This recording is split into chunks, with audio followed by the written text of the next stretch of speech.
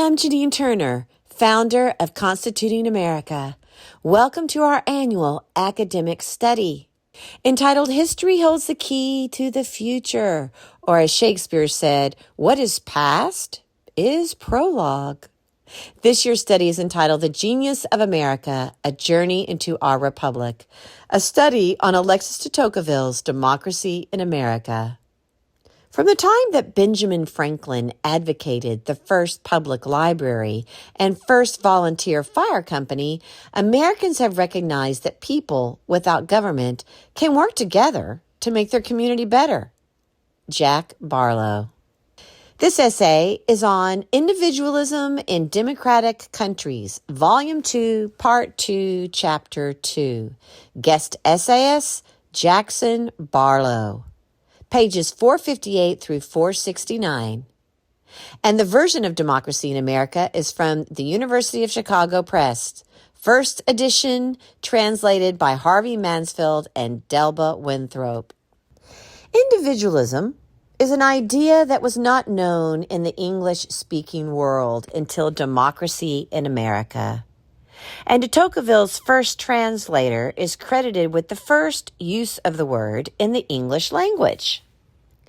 The new word is a part of the new politics ushered in by the spread of democracy and is one ground of de Tocqueville's claim that America demonstrates the need for a new science of politics. The society created by the first generations of Americans resulted in this entirely new social condition, and de Tocqueville sets out to document its nature and its progress.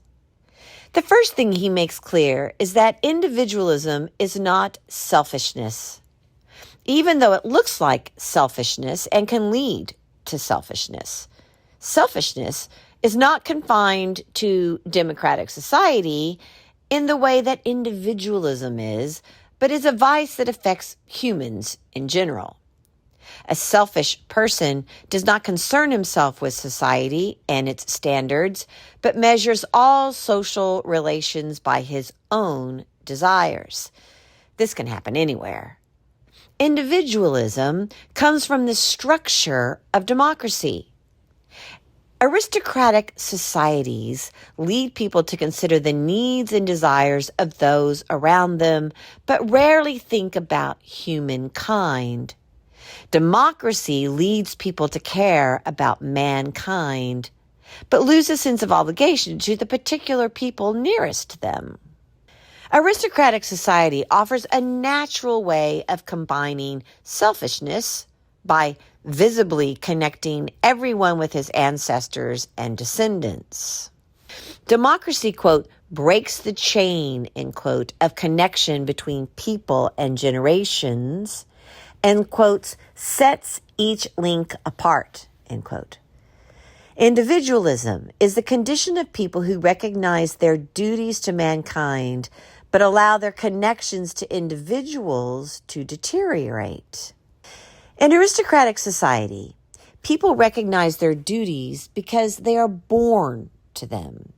Status is inherited rather than chosen, and one's place in the social hierarchy is fixed. A democratic society puts all social relations in flux. Status must be negotiated anew with each person or in each setting. But this negotiation becomes a mere necessity, and people soon tire of the need for constant bargaining. This leads to separation. Each citizen wants to move, quote, to one side with his family and friends, end quote. Individualism means making one's own club with a few like-minded people and then controlling the membership so no one needs to bargain and no one feels uncomfortable. Without a care for the past or future, everyone can think of themselves as responsible to themselves alone. They need not care about the needs or interests of anyone who might be affected by their activities. Each person imagines that they are responsible for themselves and that so long as each one looks out for themselves, society will go on without them.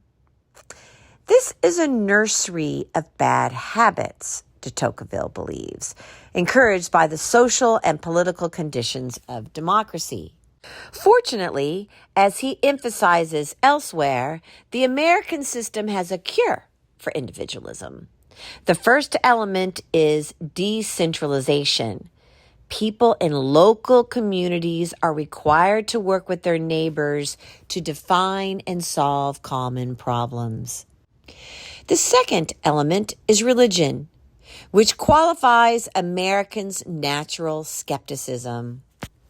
It is restrained by the need to accept certain moral truths simply on trust. This sets limits to the range of possible beliefs in American society and thus brings people closer to a common way of thinking. The third factor limiting the damage caused by individualism is the use of associations. From the time that Benjamin Franklin advocated the first public library and first volunteer fire company, Americans have recognized that people without government can work together to make their community better. Thus, there are dozens of such civic associations in every community, from service clubs such as the Lions or Rotary to special purpose societies such as volunteer fire companies. The presence of these organizations means that even in their social life, Americans' thoughts are being led outside of themselves. They are almost accidentally led to think about public issues. The final element is what de Tocqueville calls Americans' philosophical method and will later call, quote, self-interest rightly understood, end quote. It leads Americans to recognize that common interests and needs affect them personally. Thus, they are required to work with others to accomplish things that benefit everyone, the origin of the association. This prevents individualism from becoming isolating. Americans might understand that they are attached to mankind, but self-interest leads them to work with the people in their own community. Americans have found ways of breaking the isolation and selfishness brought by individualism, but de Tocqueville seems to doubt that the correction can be permanent.